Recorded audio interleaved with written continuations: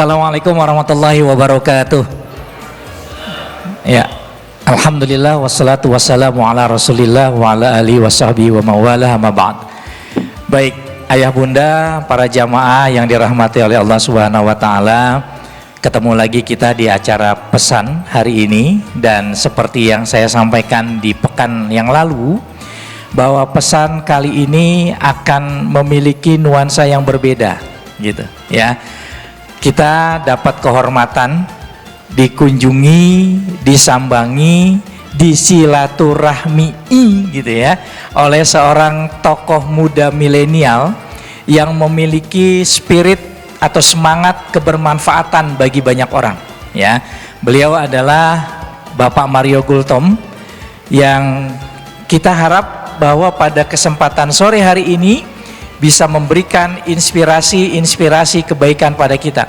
Bagaimana sepak terjang beliau dengan usianya yang relatif muda, tetapi kemudian berusaha melebarkan sayap-sayap kebaikan dan sayap-sayap kebermanfaatan bagi banyak orang. Ya, beliau ini adalah founder dari Cafe Sunyi, satu cafe yang spesifik bicara mengenai kopi ya Pak Mario, atau mungkin nanti kita perdalam lah pada saat kita panggil Pak Mario ke depannya. Dan ada yang menarik karena mayoritas karyawannya adalah kawan-kawan tuli ya. Mungkin nanti kita akan juga berkenalan dengan kawan-kawan tuli dan mungkin juga nanti akan belajar bahasa mereka.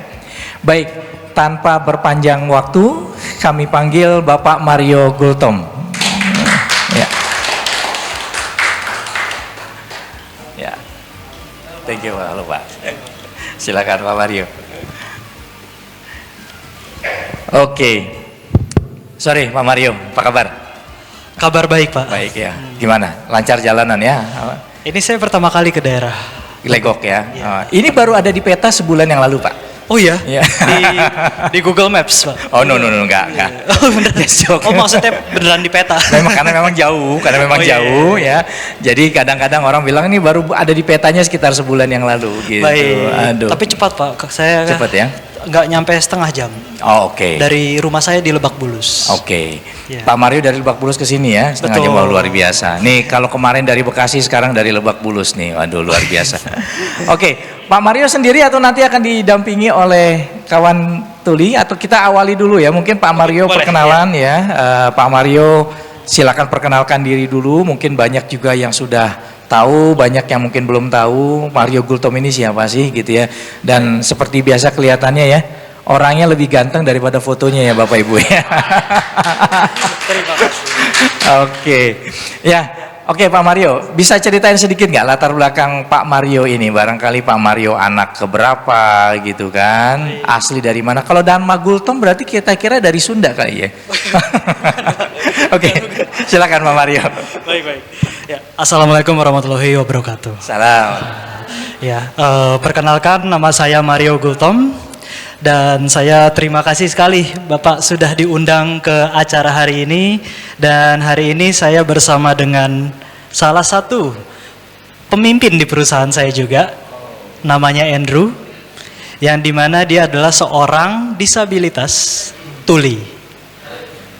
Jadi kalau disabilitasnya tuli, beliau tidak bisa mendengar dan tidak berkomunikasi menggunakan audio atau suara, tapi mereka berkomunikasi menggunakan bahasa mereka, itu bahasa isyarat, yang mungkin nanti kita bisa belajar Bapak Ibu. Kita bisa belajar menggunakan bahasa isyarat sedikit, karena pasti nanti entah mungkin kita di stasiun mungkin ketemu mereka sedang bingung, mungkin kita bisa bantu. Kita bisa bantu jika kita bisa berbahasa isyarat gitu. Ya, Pak sorry, ini gak apa-apa kalau saya tebak umur. Oh, boleh silakan. Ya. Kira-kira saya umurnya berapa, Ibu, Bapak? Oh, 17. 15. Itu ada yang hampir benar tadi. Bapak berapa, Pak? Sedikit lagi, Pak. Waduh. Betul, Ibu. Ya. Terima kasih. Saya lahiran 94, kebetulan besok 31. Jadi besok persis. Wow. Ya. Terima kasih. Ini hadiah terbesar Pak, saya bisa main ke sini Pak. Terima kasih banyak. Ya, dan memang saat ini saya fokus di dunia yang dimana memberikan kesempatan kepada teman-teman disabilitas, Pak. Yang dimana saya buat dengan Sunyi Coffee, sebuah toko kopi atau coffee shop, yang dimana seluruh karyawannya adalah teman-teman tuli atau disabilitas, dan juga memiliki yayasan yang dimana memberikan pendidikan gratis untuk teman-teman disabilitas.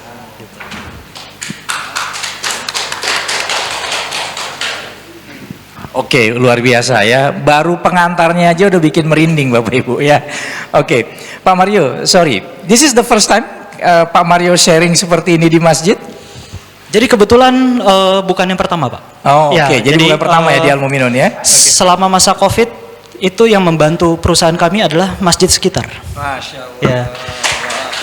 Jadi kita sering sharing aja sih, Pak. Tapi memang kalau ada Andrew mengajar isyarat di masjid, ini yang pertama kali, Pak. Oh, oke. Masya Allah. Jadi berkah nih buat Al-Muminun. Jadi ada pembelajaran isyarat di masjid, baru kali ini di Masjid Al-Muminun Bapak Ibu sekalian ya. Allahu Akbar.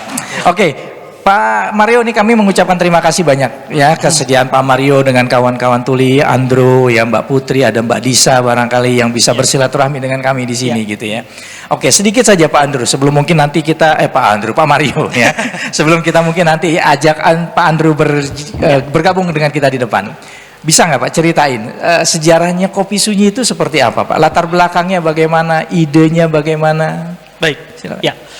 Jadi sebenarnya perusahaan Sunyi ini, Sunyi Coffee ini sudah ada idenya dari 2016, Pak. Oke. Tapi baru muncul di 2019. Langsung COVID. Dan waktu itu baru buka langsung COVID. Kenapa saya punya ide Sunyi Coffee? Karena memang ada perasaan dalam diri saya, Pak, yang saya merasa tuh gelisah. Gelisahnya kenapa? Karena saya dilahirkan dengan kondisi yang beruntung. Tubuh saya lengkap, indera saya lengkap. Tapi kadang-kadang saya masih suka ngeluh, Pak. Sedangkan saya bertemu orang seperti Andrew, yang dimana diberikan ujian yang lebih berat, Pak. Dia tidak bisa berkomunikasi dengan vokal. Tapi beliau semangatnya jauh lebih besar daripada saya. Dan saya merasa, kenapa tidak adil? Beliau mencari pekerjaan susah sekali. Teman-teman disabilitas di Indonesia mencari pendidikan susah sekali. Sekolah luar biasa, di Jakarta aja tuh cuma kehitung jari sedikit sekali. Sekarang terakhir ada 13, cuma 13. Sedangkan sekolah umum banyak sekali.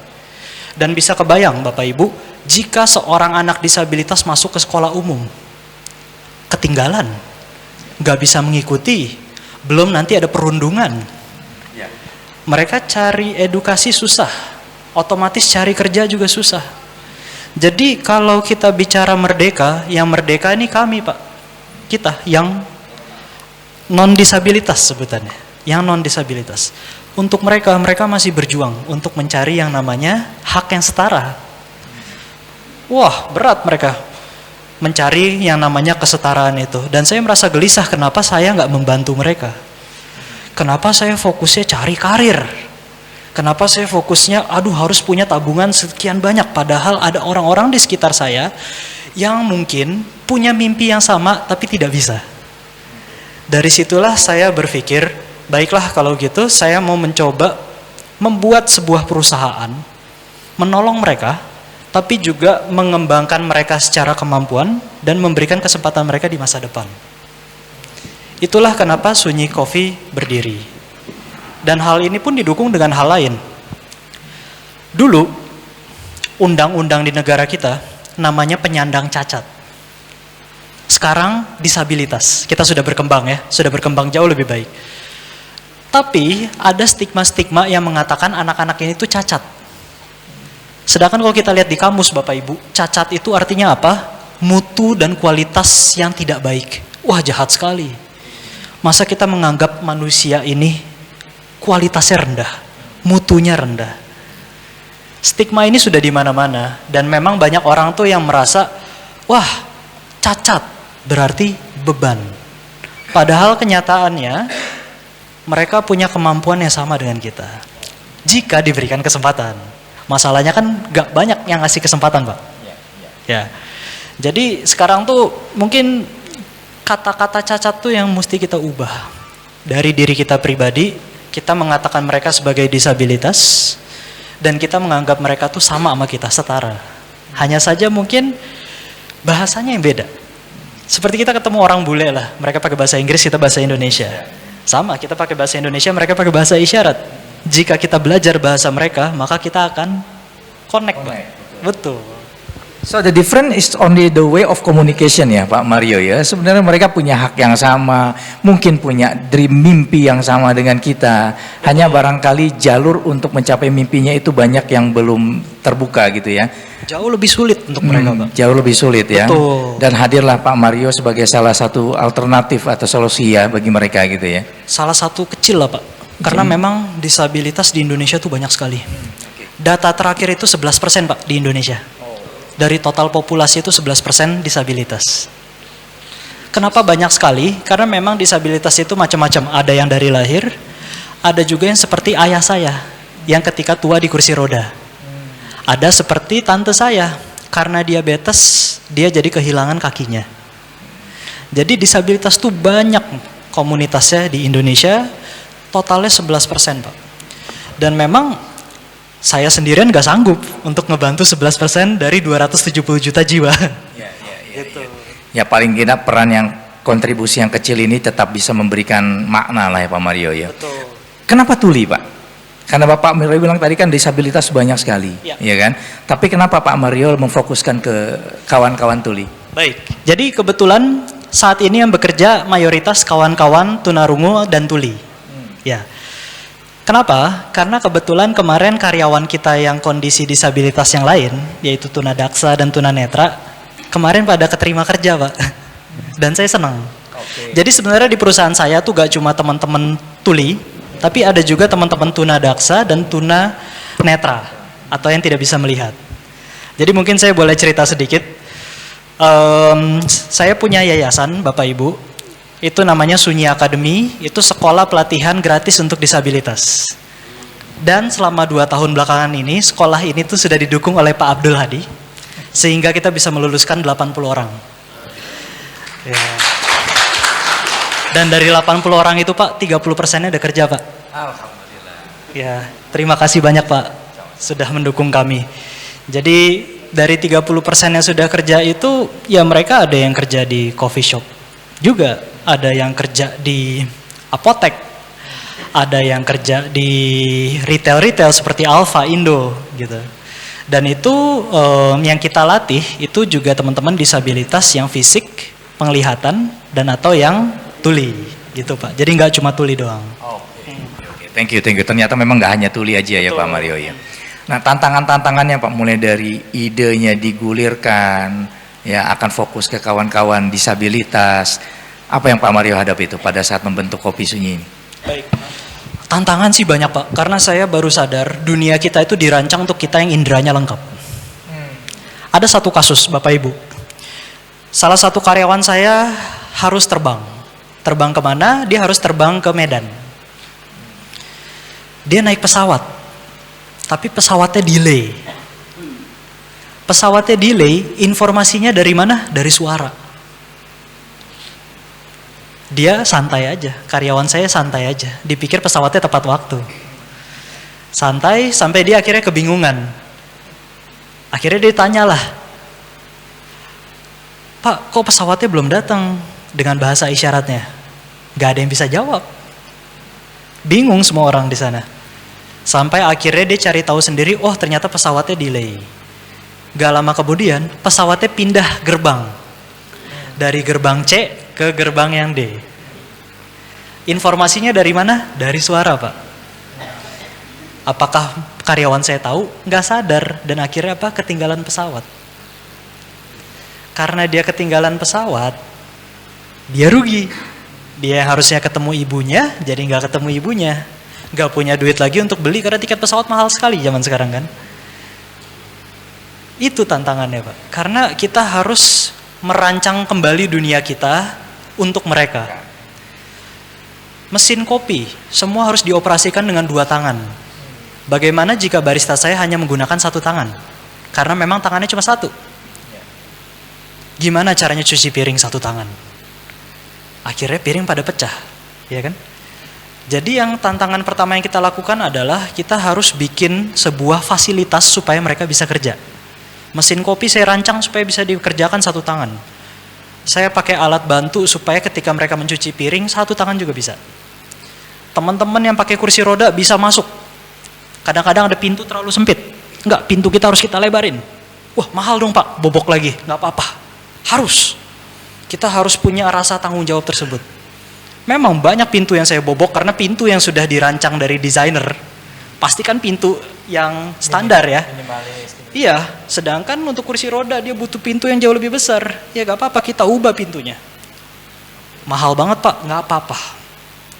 Sama seperti saya, ketika saya bikin kopi sunyi, saya bikin pelatihan cari pengajar susah Pak. Siapa yang bisa bahasa isyarat? Jadi saya dulu belajar isyarat. Ketika saya ketemu teman-teman tunanetra, siapa yang bisa baca huruf braille atau menulis huruf braille? Akhirnya saya belajar dulu huruf braille. Jadi persiapannya lama Pak, hampir 1,5 tahun. Saya belajar dulu budaya mereka, baru saya bikin Sunyi Coffee. Supaya apa? Supaya mereka mendapatkan fasilitas yang benar-benar mumpuni untuk mereka. Luar biasa, kita kasih aplaus dong, luar biasa perjuangannya. Nah, ini kan ide yang nggak lazim ya Pak Mario ya. Nah pada saat Pak Mario memulai, Pak Mario sendiri kan bilang perlu ada adaptasi, belajar lagi dunia mereka, belajar lagi budaya dan habit mereka. Nah pada saat Pak Mario menggulirkan ide tentang kopi sunyi ini, itu ada tantangannya seperti apa tuh Pak Mario? Apakah ada denial atau apa begitu? Ditolak Pak. Oh, oke. Jadi, banyak yang tolak Pak ya? Banyak yang tolak. Jadi waktu saya punya ide ini, waktu itu saya belum punya, saya namanya baru lulus kuliah Pak, 2016. Saya mau bikin bisnis, gak ada duitnya, jadi kan saya harus minta orang. Kalau minta orang kan kita harus presentasi ya Bapak Ibu ya. Oh saya punya usaha gini, Bapak Ibu mau join gak? Nanti kita bagi sahamnya sekian, misalnya gitu lah kalau namanya bisnis ya. Tapi mereka semua nolak, alasannya apa? Ide kamu gak bisa Mario, Indonesia belum siap terima disabilitas. Wah, kaget saya digituin Pak. Dan saya pindah, ganti orang lagi. Sama, udah kamu mending gini aja, kamu jadi orang kaya, nanti kamu tolong mereka kalau kamu udah kaya.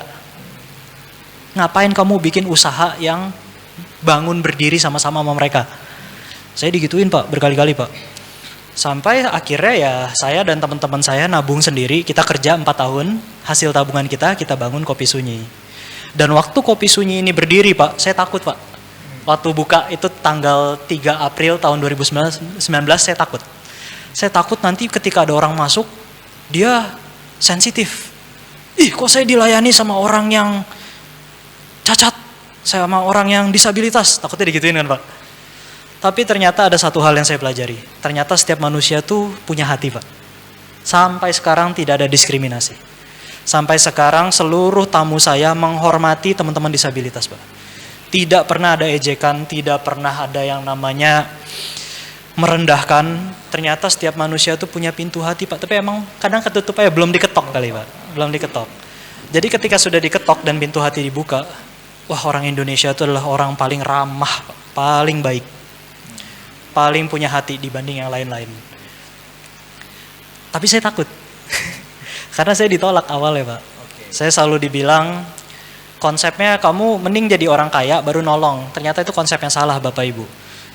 Kita menolong itu di saat kita nggak punya juga kita harus nolong.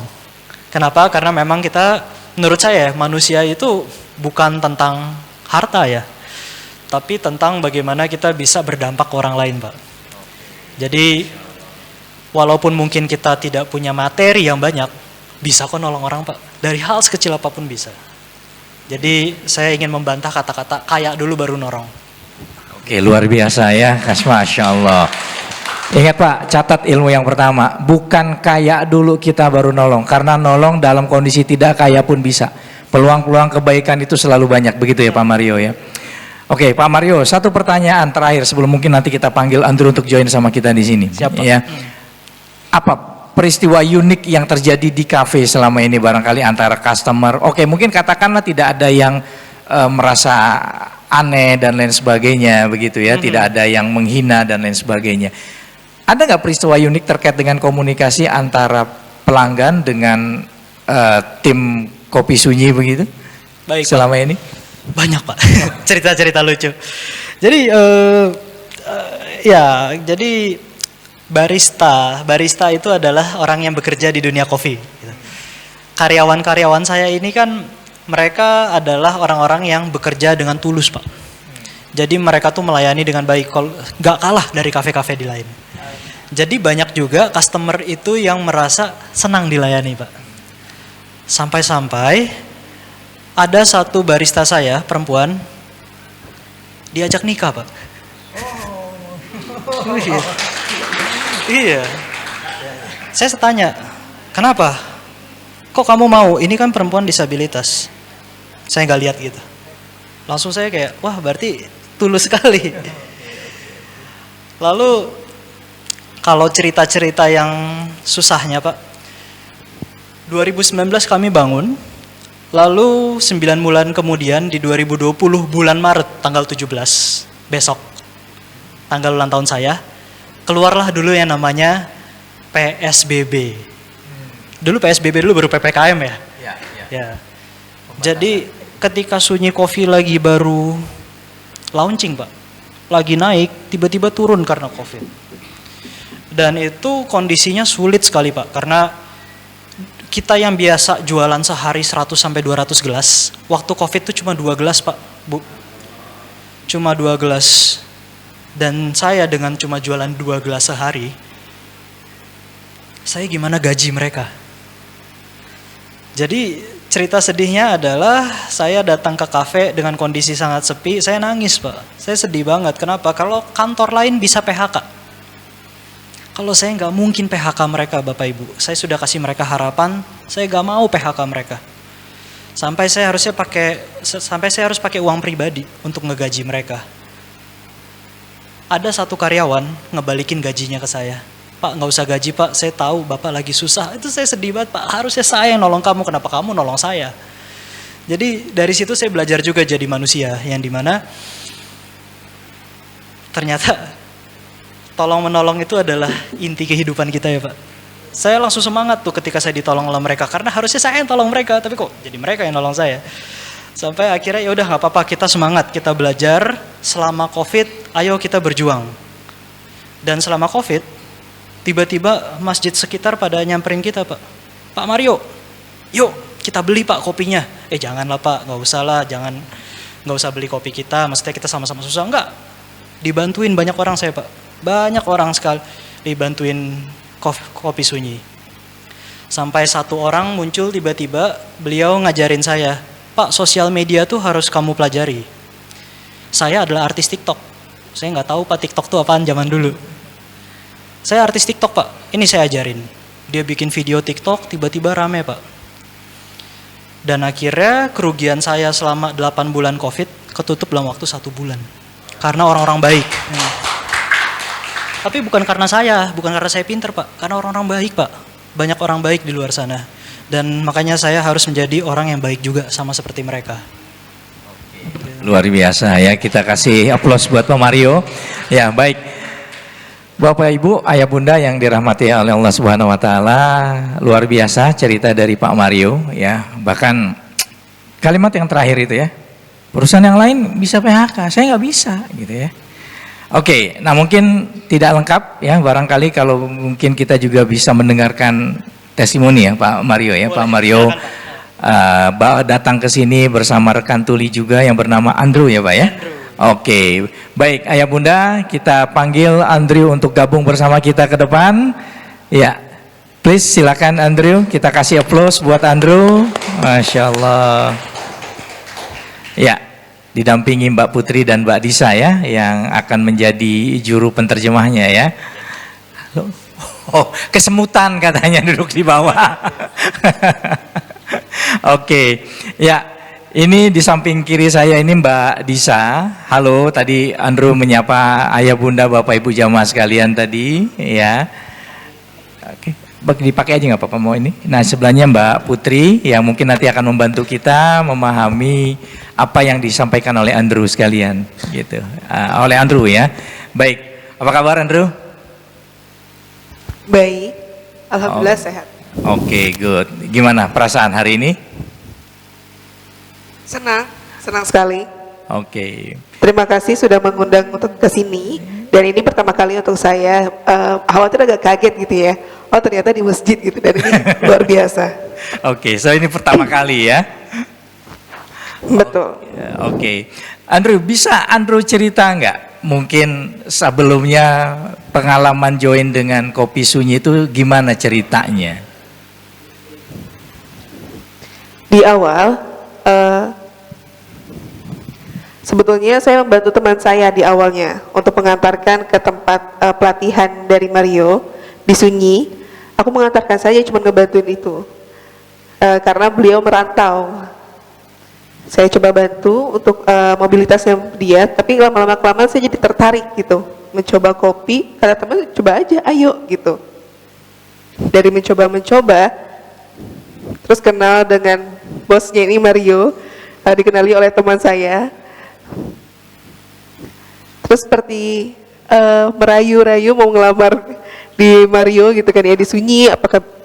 Padahal sebelumnya saya belum ada ikut pelatihan, terus kayak mencoba mau belajar. Saya mencoba belajar dari senior saya, teman saya itu coba tanya-tanya. Ya udah dicoba diterima, dan aku pikir barista itu gampang. Ternyata itu sulit buat aku. Karena agak kaget, karena di awal itu nggak paham ini tuh apa, mesin itu kayak gimana. Jadi memang belajar dari senior dan juga dari para bos yang mengajarkan. Ya karena sebetulnya paling lemah itu adalah vocab untuk foam untuk susu, membuat foam untuk susu. Susu tidak foam gitu ya. Awalnya nggak bisa, kok yang lain udah bisa ya, jago gitu. Aku coba ngulang-ngulang. Jadi itu dari awalnya senang gitu dia ajak atau terima kerja di tahun 2019 di bulan September. Saya masuk di Sunyi Coffee dan mempelajari lebih dalam lagi.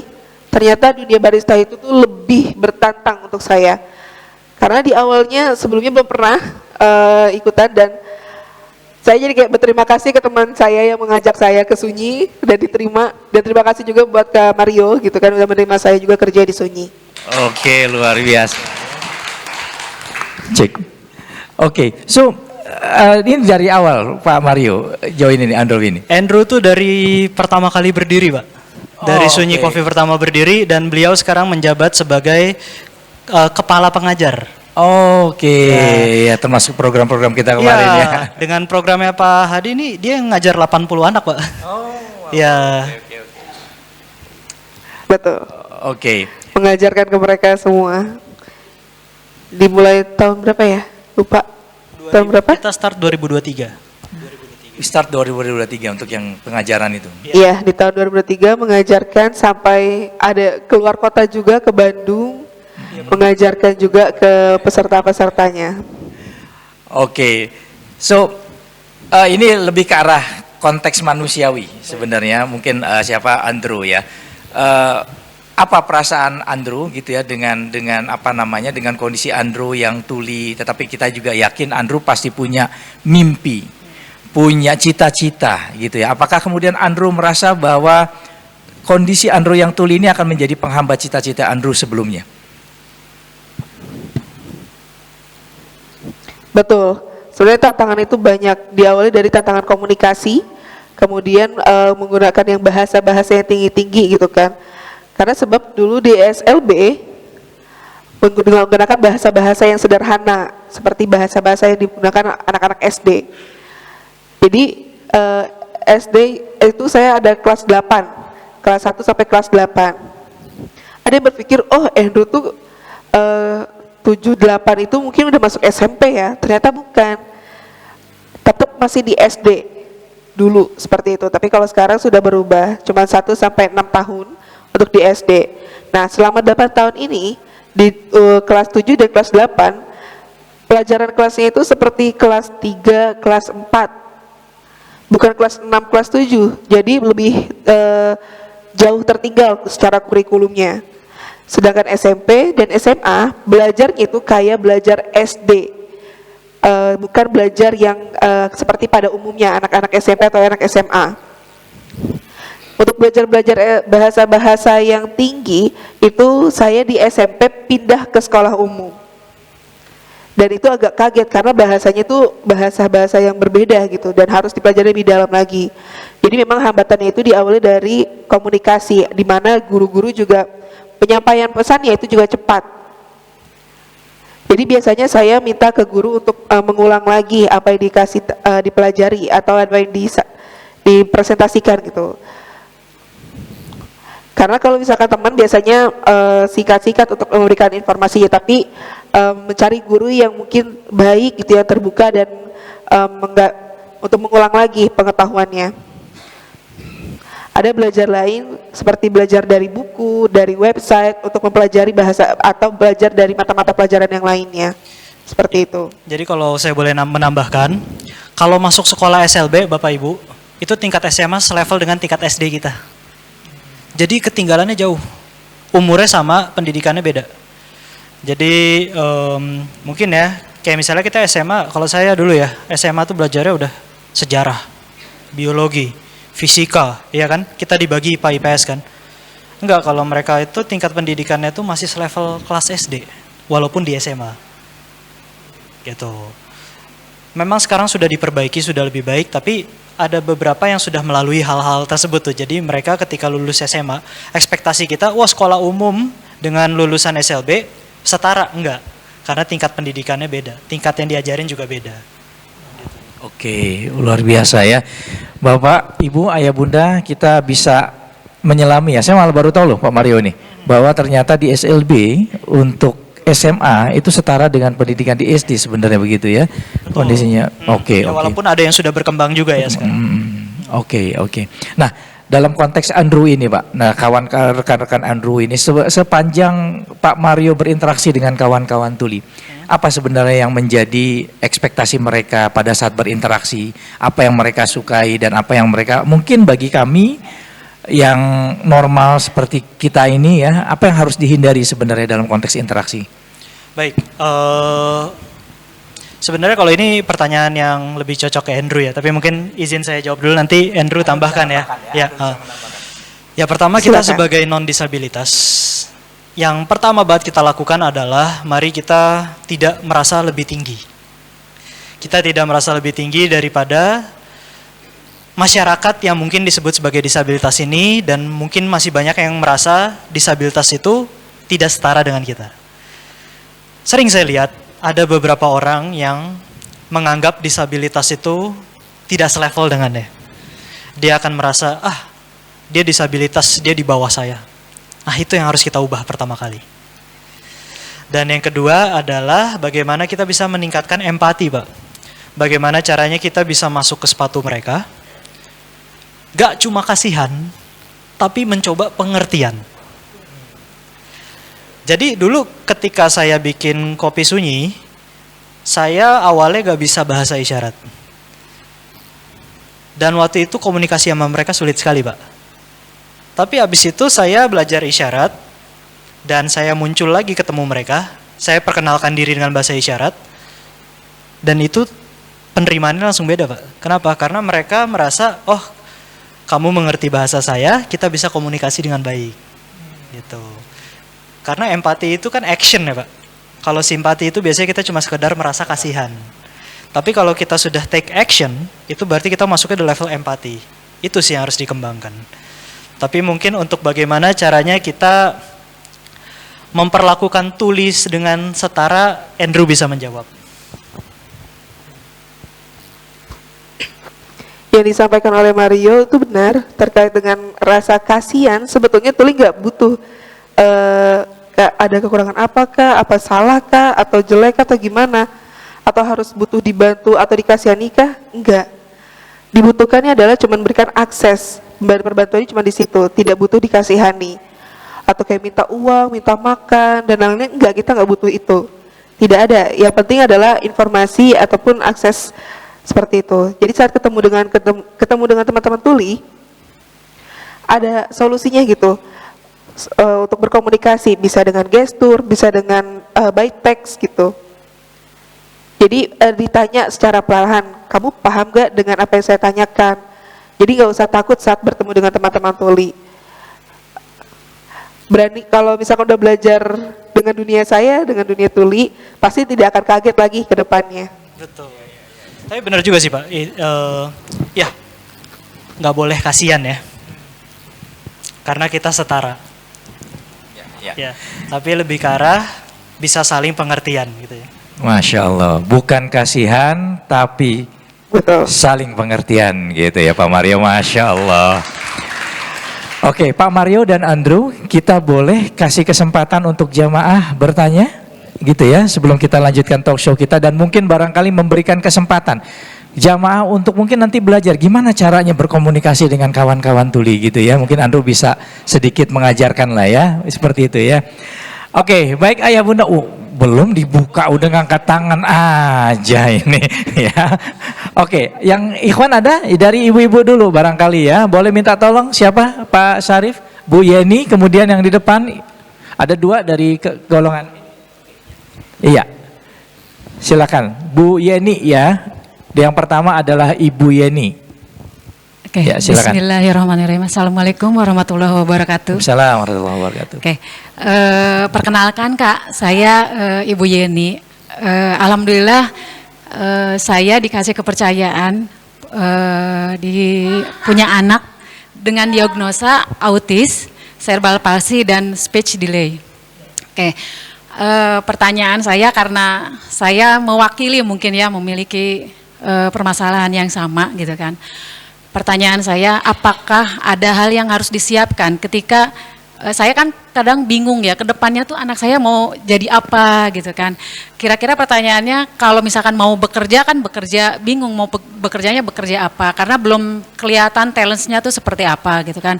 Nah, apa yang akan disiapkan ke depannya untuk misalkan contohnya untuk anak saya yang autisme gitu kan, untuk anak saya yang autis, kemudian kalau ketika memulai bisnis apakah harus ada analisis SWOT gitu ketika untuk memulai bisnisnya gitu kan. Itu saja sih pertanyaan dari saya.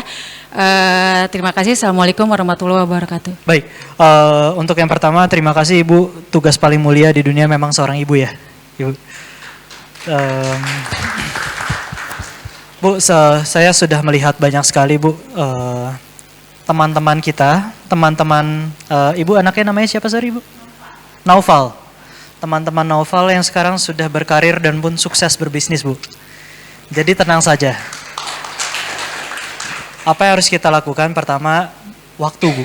Tenang saja, karena menggali bakatnya beliau itu emang agak lebih lama Bu, dibanding mungkin untuk teman-teman atau anak-anak yang non-disabilitas. Tapi suatu saat nanti Ibu akan bertemu Bu, karena dia sekolah kan pasti kan. Nah, sekolah dan institusi pendidikan itu akan membantu menggali bakatnya beliau. Sehingga kita bisa tahu ke depan kira-kira karir apa yang cocok. Seperti contohnya yang bekerja sama dengan Sunyi, ada yang ternyata dia sesuai di desain grafis. Jadi beliau bikin desain-desain yang dimana mendesainkan perusahaan kami.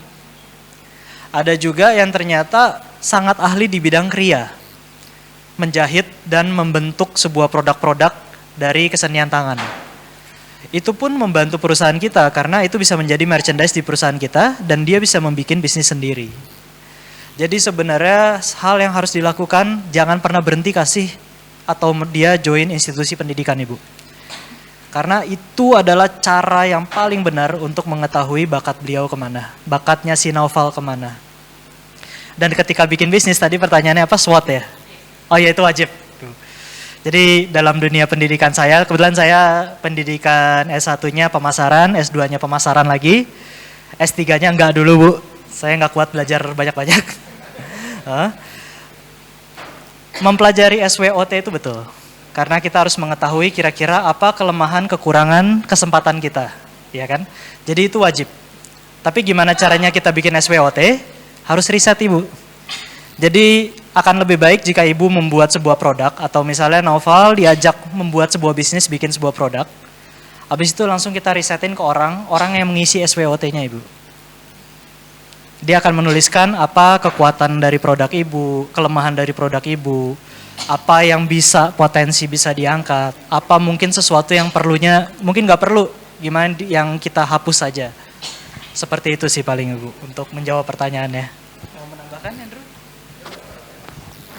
Iya, izin menambahkan, semoga bisa memberikan semangat juga untuk Ibu, sebab betul yang tadi sudah disampaikan oleh Mario, menunggu waktu, terkait dengan waktu harus diperhatikan keterampilannya, apa yang dia bisa gitu potensinya, dan itu yang dicoba digali untuk bisa bermanfaat dia di waktu ke depan, supaya nanti dia di masa depannya bisa bekerja secara mandiri. Karena kebetulan juga ada komunitas untuk anak-anak autis, namanya saya lupa, mungkin bisa dia ada grupnya yang bisa bernyanyi, yang dimana manggung ke panggung secara festival ataupun yang lainnya. Dia keren gitu untuk jadi penyanyi ya. Semoga nanti bisa juga bergabung ke komunitas tersebut untuk bisa menggali juga. Namanya mungkin aku lupa, mungkin bisa nanti diinfokan oleh Kak Mario ya. Kebetulan banyak sih Bu, komunitas dan organisasi yang mendukung anak-anak autis. Jadi kalau bisa, ya kayak tadi saya bilang, selalu libatkan ke dalam institusi dan organisasi. Karena itu yang akan membantu kira-kira bakatnya dia ada di mana, dia jadi punya teman, dia bisa ngambil contoh, dia bisa belajar, dan kita pun sebagai orang tua bisa ngambil contoh, gitu sih Bu. Semoga menjawab ya Bu. Semangat ya Bu. Tapi Ibu luar biasa sekali Bu, terima kasih ya Ibu. Assalamualaikum warahmatullahi wabarakatuh. Saya Fitri, saya juga punya anak tunarungu. Saya ingin bertanya, anak saya dari waktu kecil dia beraktivitas seperti biasa, seperti anak normal, bermain dengan anak normal karena masih anak-anak.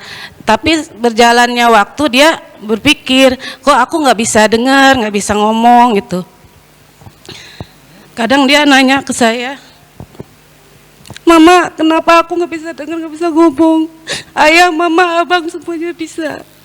Dia sekolah di SKH, tapi dia pakai bahasa gerak bibir. Saya juga kadang cuma saya yang ngerti bahasanya dia, cuma saya yang ngerti. Bagaimana saya ngejelasinnya biar dia nggak selalu bertanya, kenapa dia nggak bisa dengar, nggak bisa bicara? Karena kalau setiap dia ada kegiatan di wilayah, seperti kemarin pesantren kilat, dia setengah hari karena aku nggak bisa dengar, Mama, buat apa aku di sini? Aku nggak bisa dengar, nggak bisa ngomong. Dia nggak mau balik lagi karena itu. Terima kasih. Assalamualaikum warahmatullahi wabarakatuh. Terima kasih Ibu untuk pertanyaannya Ibu. Mungkin Andrew bisa jawab dulu ya, habis itu saya akan bantu tambahkan.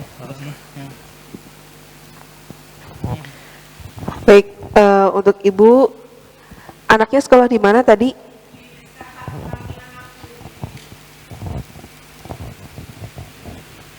Di sini ya, daerah di Legok? Binung, daerah dekat sini. Oh, dekat sini. Sekitar 2 kilo dari sini, 2 kilometer dari sini.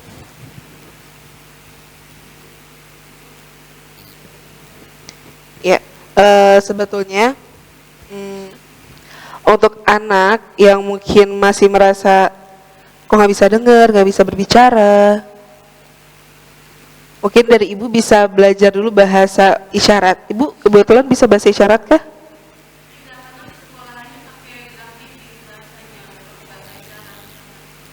Oh, baca gerak bibir ya, karena sistemnya seperti itu, sama seperti dengan sekolahku dulu. Sama dengan sistem sekolahku dulu, membaca gerak bibir. Oke, kalau misalkan seperti itu nggak apa-apa. Yang penting dari Ibu memberikan informasi atau gambaran secara visual. Kalau nggak bisa ngomong atau segala macam, mungkin dijelaskan. Ya, ini dikasih pemberian dari Tuhan, ujian untuk kamu, dan kamu belajar menggunakan baca gerak bibir gitu kan.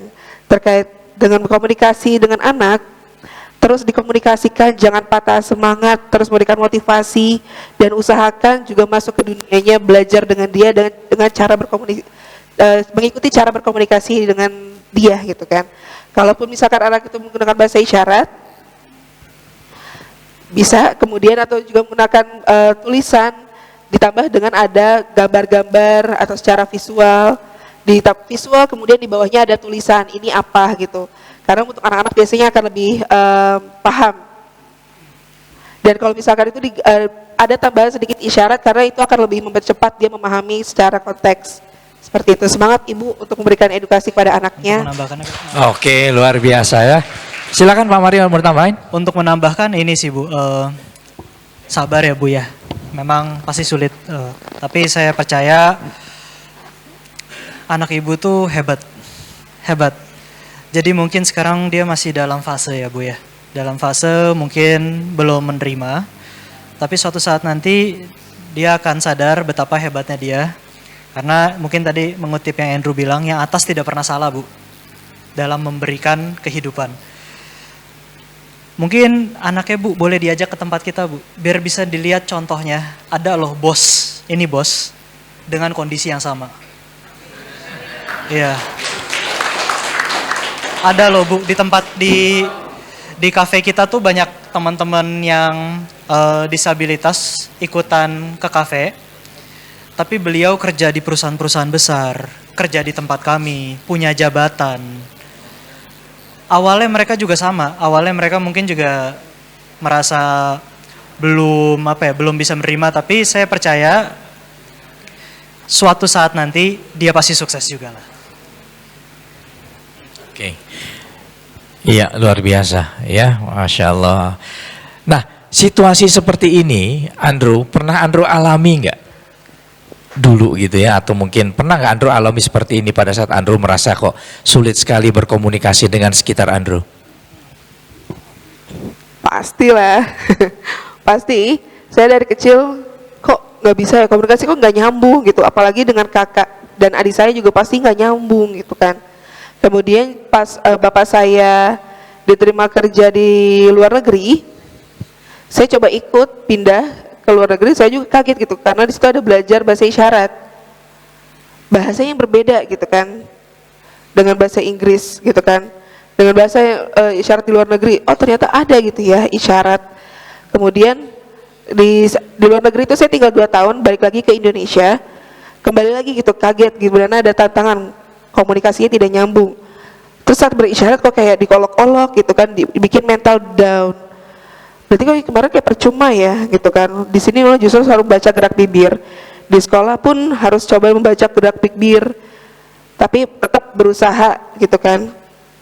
Walaupun mungkin ada sedikit banyak diskriminasi dan penolakan, tapi tetap tunjukkan kalau kita ada keterampilan, ada bakat seperti itu. Oke, nah turning back-nya, titik di mana kemudian Andrew merasa mulai, this is my life. Saya sudah menerima acceptance apa yang Tuhan berikan buat saya. Itu di mana itu? Di titik seperti apa? Umurmu berapa sih sekarang? Di berapa ya saya lupa. Pokoknya waktu pas saat kuliah, saya masuk ke dalam satu komunitas, bukan komunitas, organisasi. Saya masuk ke dalam organisasi. Oke, pertama diawali dengan komunitas, mohon maaf, komunitas disabilitas. Bukan fokus ke tuli, tapi disabilitas gitu. Ada daksa, ada netra. Saya pun juga mulai kaget gitu. Oh ternyata ada semua ya disabilitas yang sama-sama berjuang. Terus di situ jadi membuat saya aware kalau saya tidak sendiri. Ada teman-teman netra, ada teman-teman daksa. Saya melihat mereka tuh bisa kok bekerja. Masa saya tuli kalah sih? Ya, harusnya kan sebenarnya sama gitu kan, setara. Karena mereka mau menunjukkan, oh mereka bisa gitu kan, bukan bilang nggak bisa, tapi menunjukkan kalau kita bisa, gitu. Ya luar biasa ya ayah bunda. Oke, kita masih yang dari laki-laki, ada yang dari bapak-bapak, ada yang mau ditanyakan? Oh, Pak Erwin dan Pak Wiknyo ya, 2 pertanyaan dulu, setelah itu mungkin kita akan kembali ya. Terima kasih Pak Ustadz, terima kasih Pak Mario. Pak Mario, apa yang melatar belakangi Bapak pada saat mencetuskan pemikiran bisnis kopi sunyi, itu kan di usia yang sangat masih muda, mungkin diperkirakan waktu itu 22 tahun ya. 30 Pak, ya. saat ini. 20 tahun. Dan kalau secara agama mungkin itu level, kalau pekerjaan kan levelnya sudah berlipat-lipat. Begitu juga dengan keagamaan. itu tahapannya itu mungkin kalau itu semi makrifat itu ya, level yang sudah lebih tinggi. Sedangkan di usia seperti itu biasanya kan kecenderungan ke diri sendiri dulu. Apakah ini mungkin tiktokan, apakah pada saat itu Pak Mario itu sudah secara finansial udah settle, sedangkan untuk melakukan usaha yang mengarah ke pelayanan atau kepedulian itu kan butuh finansial dan effort yang lebih. Itu yang melatar belakang itu juga ini sangat luar biasa. Sebagai saya lihat untuk proses talkshow kita acara sore ini saja, itu prosesnya saja itu adalah luar biasa untuk menyampaikan sesuatu yang sangat bernilai ini, ya, dalam bahasanya yang daging ini itu melibatkan dari beberapa teman ini. Dari beberapa teman. Ini sangat luar biasa. Itu yang melatar belakangnya. Ya, ini jadi motivasi secara finansial pada saat itu dan tujuan ke depan kegiatan-kegiatan sosial kemasyarakatan berikutnya.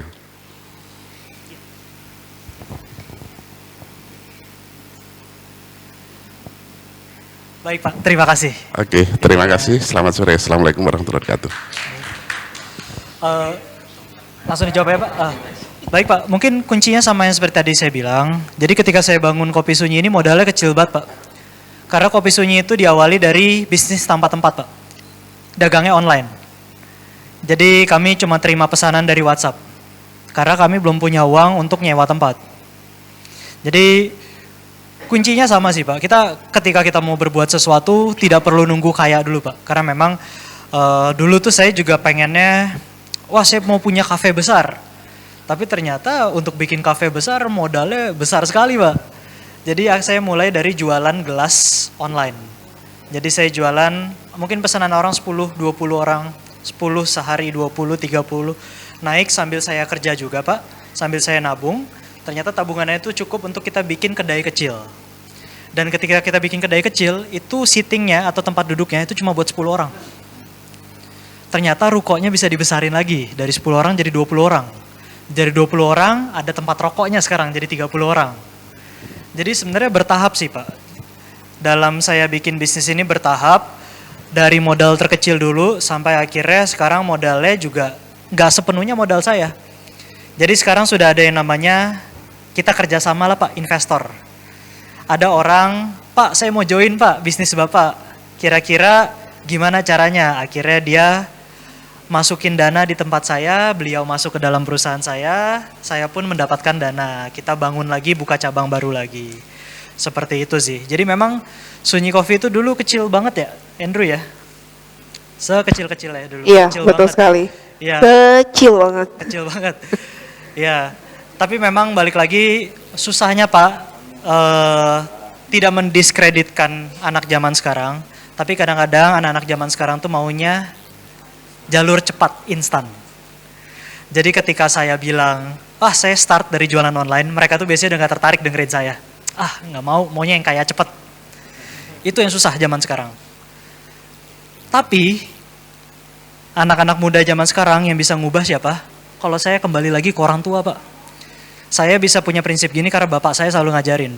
Mario, mulai dari kecil dulu. Gak pernah ada yang namanya, cepet, langsung jadi.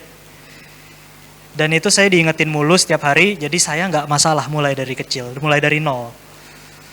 Nah, mungkin untuk anak-anak muda di luar sana, harapan saya sih jangan terlalu sering main sosial media, karena di sosial media yang ditunjukin suksesnya doang. Suksesnya doang. Sampai-sampai sekarang kan ada konsep namanya flexing ya, atau menyombongkan diri, atau menunjukkan sukses-suksesnya, kita nggak tahu di belakangnya ternyata dia sudah melalui banyak hal. Jadi mindset-nya itu sih yang harus diubah Pak, mentalnya sekarang ya. Bukan berarti semua orang mentalnya sama ya Pak, tapi adalah yang mungkin belum tahu aja. Kira-kira susahnya berbisnis seperti apa. Ya itu sih Pak, semoga menjawab Pak. Assalamualaikum warahmatullahi wabarakatuh. Kepada yang saya hormati Bapak-Bapak semuanya. Kebetulan saya ayah dari anak yang barusan salim kepada Pak Mario dan siapa Edward ya. Andrew. Yang kita tahu emang anak saya ini saat ini dia sekolah di SKH di Pelangi Anakku yang ada di Gerubuk di daerah dekat Pemda, di Klat Pemda. Dan sejauh ini yang saya amati anak saya ini tidak ada perkembangan dengan gerakan bibir. Nah, dan alhamdulillah saya juga baru dapat informasi 4 bulan yang lalu rencananya yang tahun ini nanti tahun ajaran baru ini akan saya pindahkan ke daerah Sinta Karawaci yang memakai metode gerakan isyarat tangan atau jari jemari. Nah, jadi yang akan insya Allah saya akan pindahkan dan saya sudah daftar dan tinggal nanti tahun ajaran baru akan pindah kelas 5. Saat ini anak saya ini kelas 4 dan nanti dia pindah kelas 5. Nah, kita tahu semua ya, artis Dewi Yul itu juga sama punya anak yang berkebutuhan khusus yaitu tunarungu. Dan saya pernah baca dari artikel dari anak Dewi Yul itu dia sampai mendapatkan beasiswa S2 ke Jerman tapi di bidang arsitektur tapi dengan kondisi yang tunarungu. Nah, saat ini mungkin di Amerika bukan di Jerman tapi di Amerika. Di Amerika. Iya, maaf koreksi kalau saya salah. Nah, yang ingin menjadi motivasi saya itu bisa nggak anak saya ini akan seperti minimal mendekati lah, tidak harus sama. Itu yang membuat saya untuk memicu untuk anak saya itu mendapat pendidikan yang lebih layak. Nah, yang jadi bahan pertanyaan, bagaimana kiat-kiat biar anak kita itu punya maju dan semangat untuk meraih cita-citanya ini seperti anak-anak yang lain yang normal gitu. Itu aja Pak Endro. Assalamualaikum warahmatullahi wabarakatuh. Izin Pak, ini jadi kebetulan anaknya Dewi Yul, Surya Sahetapi, sahabatnya dia. Masya Allah ya. Ya betul, Surya sahabat saya. Jangan diomongin. Harusnya. Ya. Pertanyaannya dalam. Terima kasih. Udah tes, udah oke. Ya, rencana mau pindah dari SKH kemudian ke Karawaci. Kebetulan sekolah itu memang ada metode isyarat dan juga ada yang gerak bibir, tapi aku nggak tahu sistemnya seperti apa. Dan di sekolah itu ada karyawan sunyi yang alumni-nya ke situ gitu, alumni dari situ, dari Karawaci. Ketahu siapa?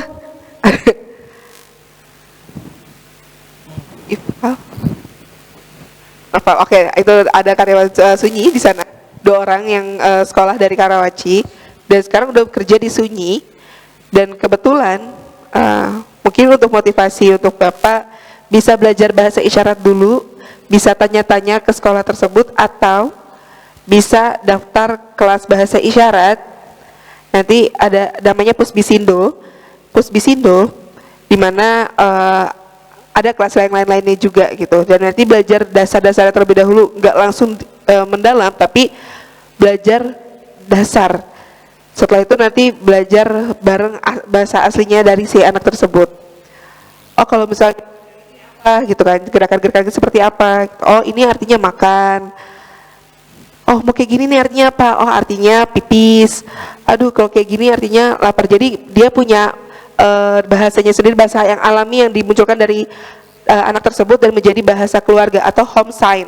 Bukan bahasa yang dibuat-buat tapi home sign, bahasa yang ada di rumah tersebut. Kalau yang di umum-umum, di mana memang secara umum anak-anak tuli biasanya dengan keluarga itu punya bahasanya sendiri gitu. Kalau keluarga lain, aku juga kaget gitu, ada tuli berkomunikasi dengan orang tua, isyaratnya begini, ini nih apa gini gitu kan. Oh, ternyata adalah bapak artinya. Panggilannya bapak seperti itu. Bukan bapak yang sebegini, tapi dia bapak yang tadi digerakkan, itu adalah memang bahasa dari rumahnya. Nah, mungkin motivasinya adalah mungkin orang tua bisa belajar bahasa isyarat, dan aku mendukung sekali dan semangat buat Bapak Ibu untuk belajar. Kalau di keluarga saya memang masih metode sistem membaca gerak bibir, karena memang sebetulnya isyarat menggunakan isyarat, tapi isyarat yang luar negeri, bukan isyarat Indonesia, tapi isyarat yang luar negeri. Mereka belajar berkomunikasi, tapi saat pindah ke Indonesia kembali lagi tidak menggunakan isyarat tapi menggunakan gerak bibir. Sebenarnya mata saya capek sih melihatnya. pas saya masuk komunitas, saya berani berisyarat. Nah, saat ini posisinya saya bilingual, berisyarat dan juga membaca gerak bibir. Seperti kalau mendekati kayak seperti Surya, aku sangat dukung sekali gitu ya. Yang penting dari orang tua mempunyai niat untuk memberdayakan anak dan memberikan kesempatan yang luas, bukan untuk dikukung, untuk terisolasi gitu, tapi justru memberikan kesempatan yang luas biar dia bisa mengeksplor banyak hal, bisa menunjukkan, mencari bakatnya juga. Kalau dibanyak nggak boleh dibatasi, yang ada nanti anak tersebut jadi bingung gitu. Jadi memang coba diberikan dia kebebasan untuk berekspresi, mau seperti apa, dia mau apa, coba didengarkan. Seperti itu. Terima kasih. Oke, ya. Itu yang lulusan sekolah yang Bapak mau masukin, Pak, itu di tempat saya udah jadi bos loh, Pak. Jadi kepala dapur. Iya. Jadi sekolahnya ya. bagus ya. Tepuk tangan lah ya. Oke, kasih aplaus. Iya, udah jadi contoh lulusannya mantep, Pak. Itu salah satu karyawan kebanggaan itu, Pak. Oke, Mas. Betul kata dia. Itu Iya, lulusannya betul. aja terbukti, Bu, lulusannya jadi bos di tempat saya.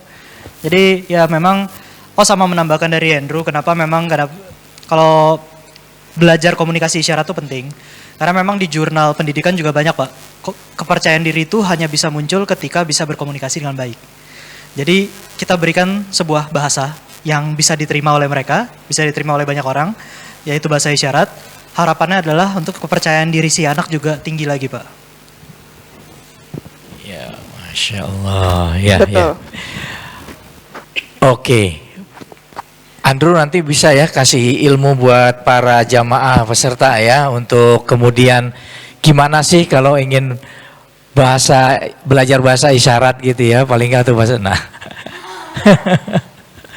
ya, ini Opal, silakan Opal. Oke, Pak Mario, sorry, saya dapat informasi ya, kabar bahwa sebenarnya ada penggunaan tunarungu dan tuli. Gitu ya, itu bedanya apa itu? Atau misalnya teman-teman itu lebih suka dipanggil apa sebenarnya? Tunarungu atau tuli itu bedanya apa? Biar kami juga punya pemahaman. Baik, untuk pertanyaan seperti ini akan lebih baik jika dijawab langsung sama orangnya. Siap. Pertanyaan kira saya takutnya Bapak Ibu pada kaget gitu kan. Ya, sebetulnya untuk kata tuli dan juga tunarungu banyak yang bilang sama gitu kan. Baik aja gitu, tapi coba saya perjelas klarifikasinya adalah kalau tuli dia mempunyai identitas di mana ada yang ditunjukkan identitasnya. Untuk tunarungu ini yang membuat orang medis kata tunarungu ini. Tapi bukan orang dengar, tapi orang medisnya yang belum tahu terkait dengan apa itu kata tuli sebenarnya. Maksudnya adalah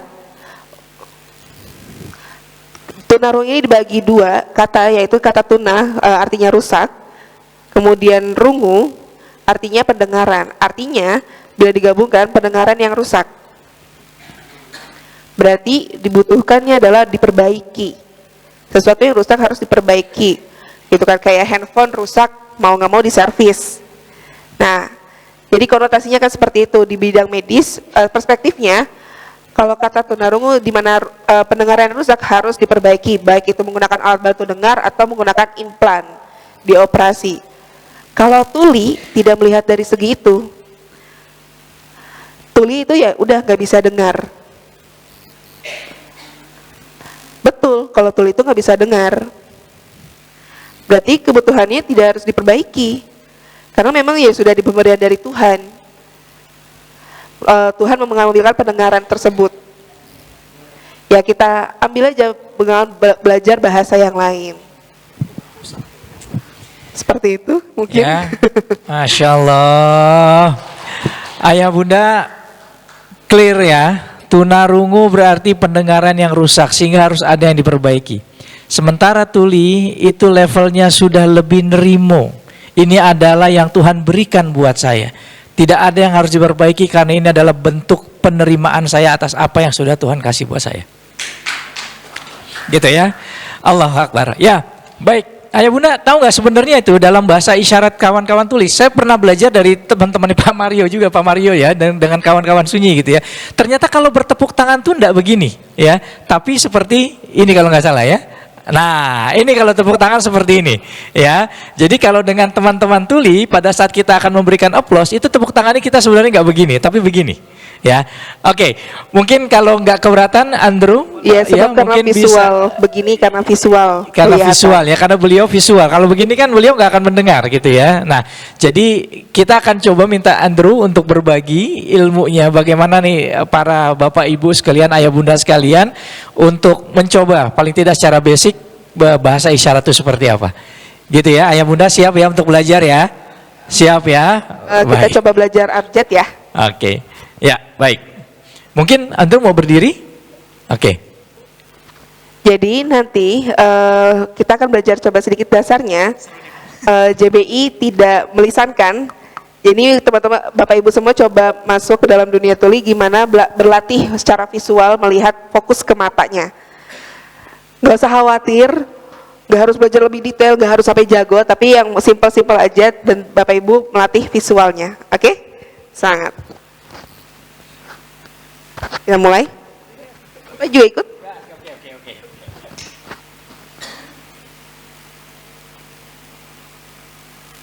Bapak Ibu bisa ikuti gerakan tangan saya ya.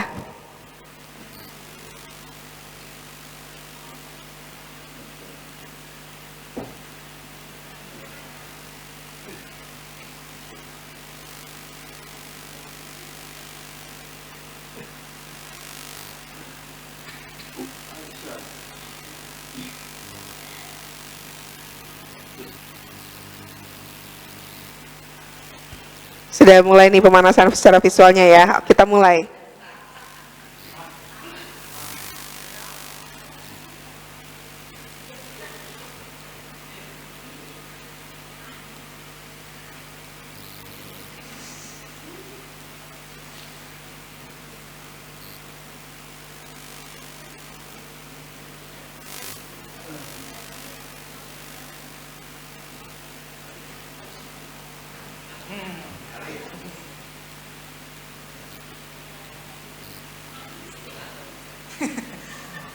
Kita ke depan kali Pak. Oke, boleh.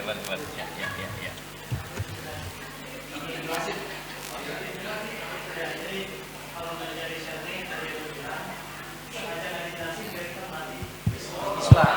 Visual.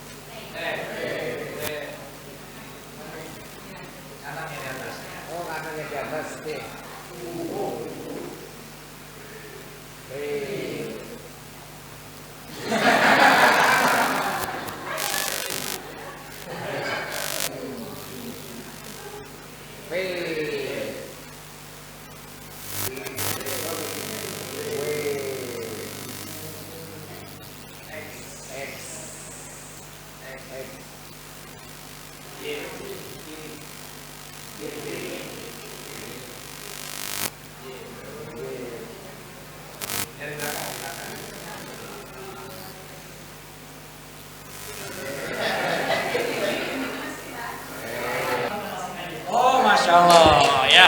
Siapa yang berani, ayah bunda maju ke depan, perkenalkan nama dengan bahasa isyarat. Ada hadiah dari Pak Mario, ada hadiah dari kawan-kawan. Adik apa Andro juga ya? Siapa yang berani? Ayo, siapa yang berani? Oh Heru, Pak Heru. Oke, Masya Allah ya. Ya.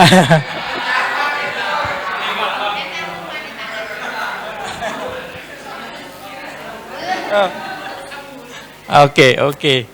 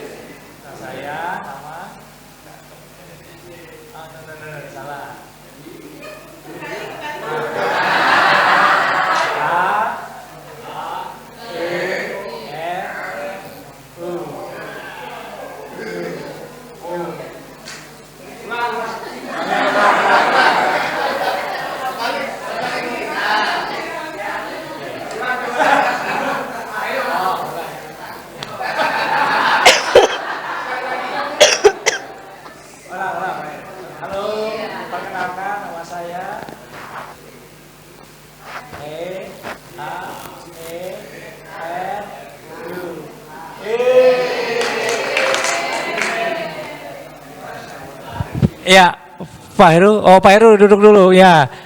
Pak Erwin. Ya, halo.